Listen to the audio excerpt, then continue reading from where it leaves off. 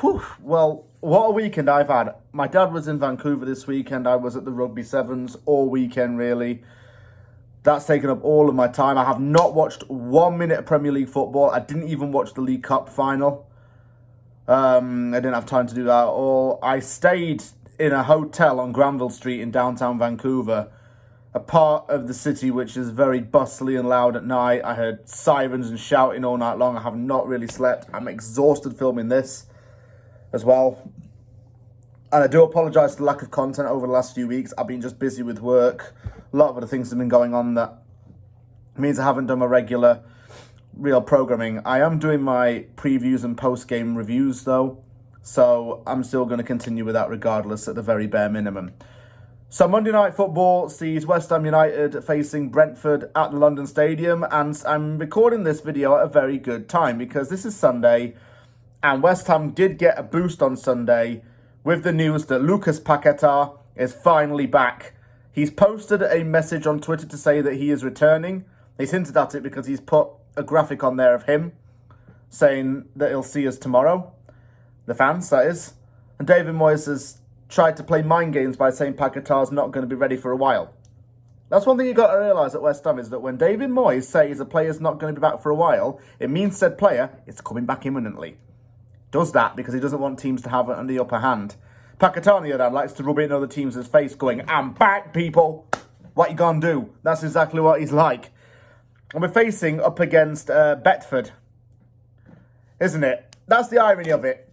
Ivan Toney gets that ban for putting bets on, yet the type of sponsor that Brentford has on its shirts is a betting company.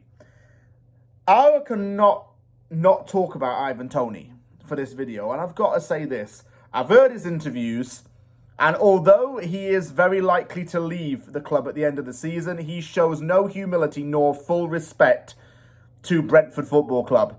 He's made very sarky and cocky comments about the club. He's said disrespectful things in interviews. And actually, the Bees were coping just fine without him. Players like Mbuemo, Visser stepped up in Tony's absence.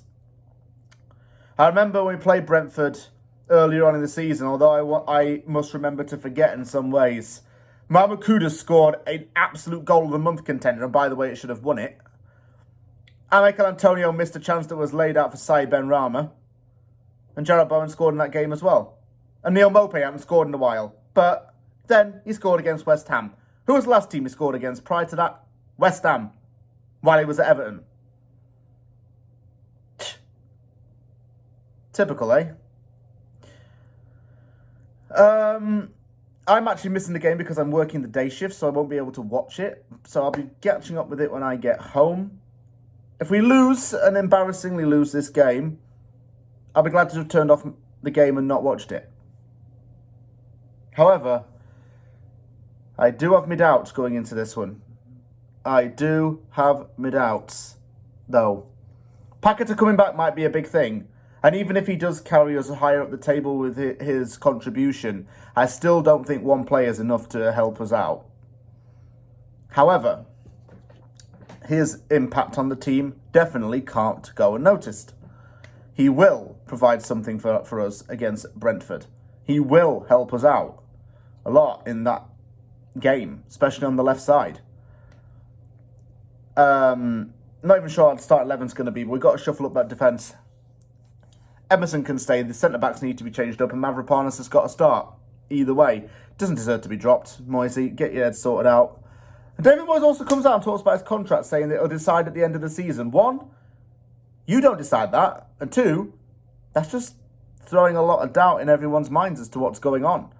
Players might not be here next season if David Moyes stays on. Personally, a lot of fans are calling for his head if we lose to Brentford. And honestly, if you really want to change the season around, you pull the trigger should there be a loss. Change it up now, and we won't have to wait till the end of the season. But David Moyes is going to be feeling the pressure. Then again, I can see us winning, and he'll keep his job for another week. That's just how West Ham works, isn't it?